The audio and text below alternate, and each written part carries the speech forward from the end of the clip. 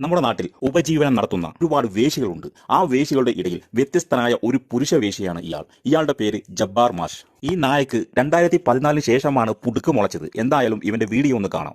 മാതൃഭാഷയായിട്ട് ഉപയോഗിക്കുന്ന ലോകത്തെ കുറച്ച് ആളുകൾക്ക് മാത്രം ഈ പടച്ചോന്റെ വെളിച്ചം കിട്ടിയാൽ മതിയെന്നും അവർ മാത്രം സ്വർഗത്തിൽ പോയാൽ മതി, ബാക്കി ഈ അറബി ഭാഷയല്ലാത്ത ലോകത്ത് ആയിരക്കണക്കിന് ഭാഷ സംസാരിക്കുന്ന കോടാനുകൂടി മനുഷ്യന്മാർക്കൊന്നും ഇത് മനസ്സിലാക്കി ഈ ശരിയായ മാർഗത്തിലൂടെ ജീവിച്ച് സ്വർഗം നേടേണ്ടതില്ല എന്നുമാണ് നിങ്ങളുടെ ഈ പടച്ചോൻ തീരുമാനിച്ചിട്ടുണ്ടെങ്കിൽ അയാൾക്ക് പടച്ചോനായിരിക്കാനുള്ള യോഗ്യതല്ല.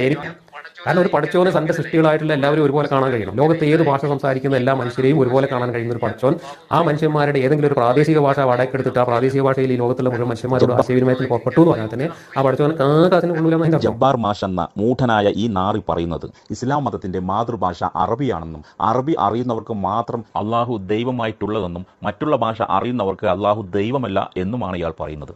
അള്ളാഹു ഈ ഭൂമിയിലേക്ക് 1,25,000 പരം പ്രവാചകന്മാരെ അയച്ചിട്ടുണ്ട്.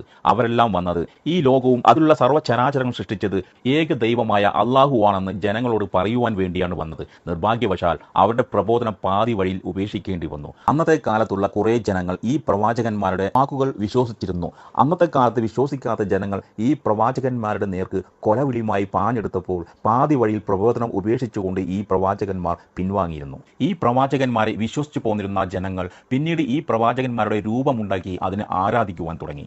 അങ്ങനെ അവസാനം വന്ന പ്രവാചകൻ മുഹമ്മദ് നബി സല്ലല്ലാഹു അലൈഹി വസല്ലമ ഒരുപാട് ത്യാഗങ്ങൾ സഹിച്ചുകൊണ്ട് ഏകനായ ദൈവത്തെ കാണിച്ചു തരുവാൻ വേണ്ടി ഇസ്ലാം മതം രൂപീകരിച്ചു. അങ്ങനെ പരിശുദ്ധ ഖുർആൻ മുഹമ്മദ് നബി സല്ലല്ലാഹു അലൈഹി വസല്ലമക്ക് ഇറക്കി കൊടുത്തത് ഇപ്രകാരമായിരുന്നു.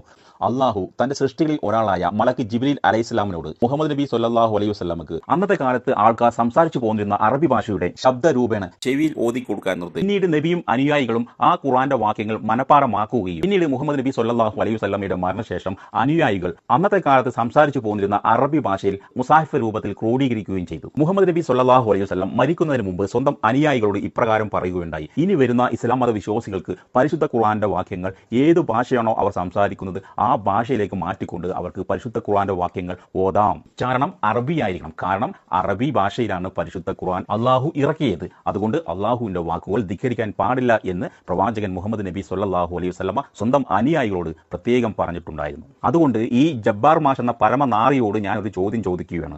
നിങ്ങളുടെ ഭാര്യ, ജബ്ബാർ മാഷ് എന്ന നിങ്ങളുടെ ഭാര്യ ഒരു 10 പേരുമായി കിടക്ക പങ്കിട്ടിട്ടുണ്ടെങ്കിൽ അതിൽ വരുന്ന മക്കൾ തീർച്ചയായും നിങ്ങളുടേതാണെന്ന് ഉറപ്പിക്കാൻ കഴിയില്ല. കാരണം നിങ്ങൾ കൂടാതെ വേറെ 10 പേർ ഇവിടെ വെയിറ്റിംഗിലാണ്. അപ്പോൾ ജബ്ബാർ മാഷെ ഒരു കുട്ടിക്ക് ഒരു തന്തയെ ഉണ്ടാവുകയുള്ളൂ. അപ്പോൾ ജബ്ബാർ മാഷ് എന്ന പരമനാറി, നീ ആദ്യം പോയിട്ട് നിന്റെ മക്കളുടെ പിതാവ് പിതൃത്വം ആരാണെന്ന് കണ്ടുപിടിക്കുക, എന്നിട്ട് അത് താനാണെന്ന് ഉറപ്പിക്കാൻ നോക്ക്.